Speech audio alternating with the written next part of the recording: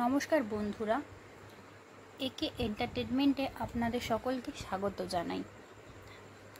আজকের রেসিপিটা দেখে একটু বলুন তো যে আজ আমি কি বানালাম। প্রথমে হাফ লিটার দুধকে কড়াইয়ে ফুটতে বসিয়ে দিলাম।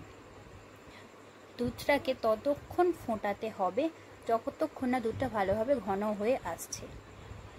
দুধ ঘন হয়ে এলেই তার মধ্যে হাফ কাপ চিনি দিয়ে ততক্ষণ পর্যন্ত নাড়তে হবে যতক্ষণ না পুরোটা শুকিয়ে আসছে। পুরো শুকনো হয়ে গেলে আগের থেকে ঘি মাখিয়ে রাখা পাত্রের মধ্যে ওটা তুলে রাখতে হবে।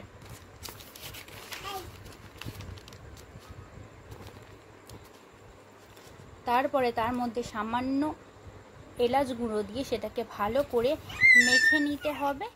এরপর মাখিয়ে নেবার পর সেটাকে গোল গোল শেপ করে রেখে দিতে হবে। ভালো লাগলে চ্যানেলটিকে লাইক সাবস্ক্রাইব করে দেবেন।